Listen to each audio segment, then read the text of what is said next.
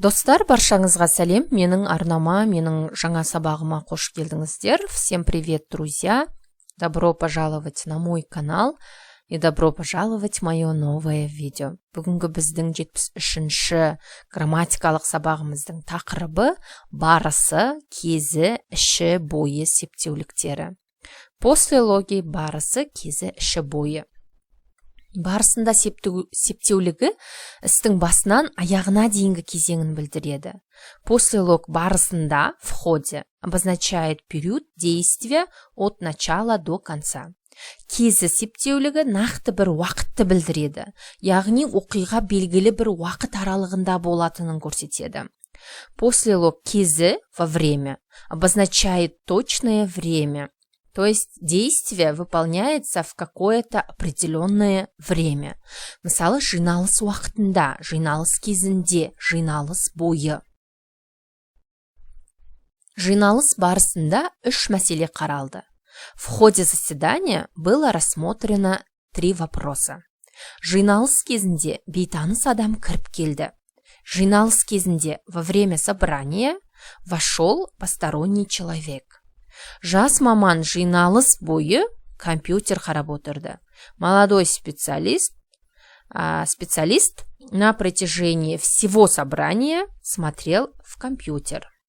Барысында, в ходе, кездесу барысында, кеш барысында, хабар барысында, әңгіме барысында, концерт барысында, келіссөз барысында. Уақытында, во время, кездесу кезінде мен қобалжыдым.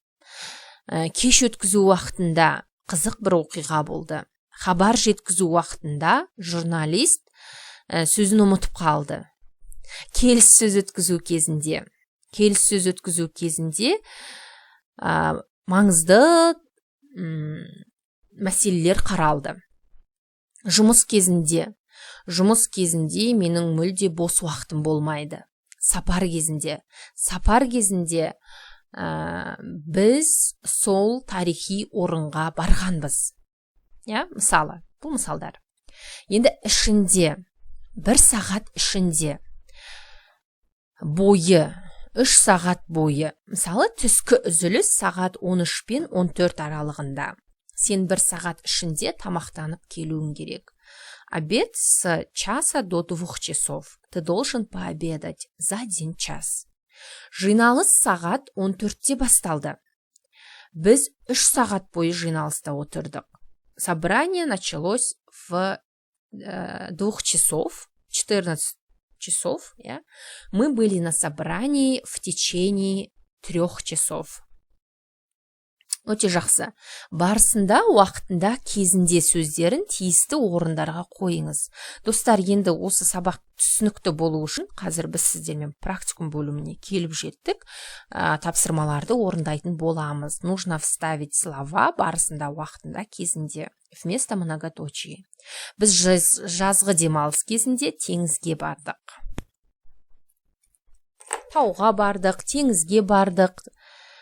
Екінші, көрмені ұйымдастыру кезінде, ұйымдастыру, организация, организовать, как глагол, көрме деген, это выставка.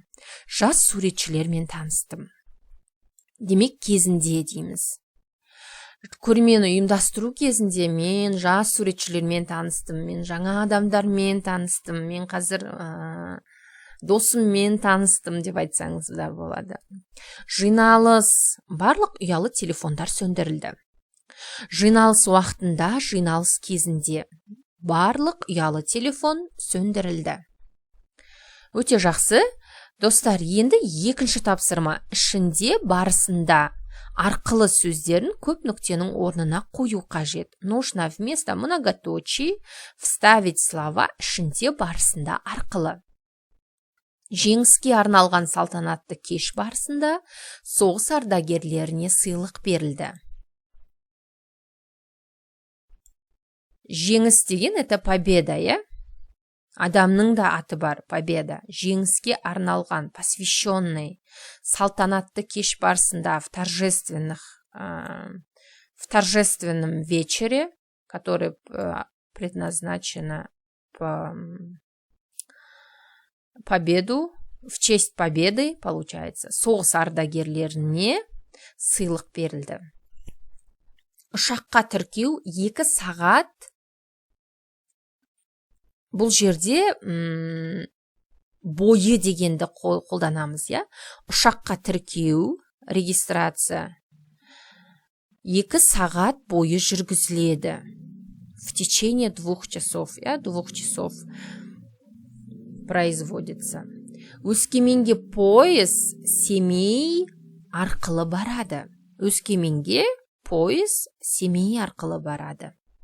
Өте жақсы достар, бүгінгі біздің грамматикалық сабағымыз осымен аяқталды. Келесі сабақта сіздер сияқты секілді септеуліктерін өтетін боламыз. Сіздермен баршаңызға рахмет, пікір қалдырыңыздар. Пікірлеріңіз мен үшін өте маңызды.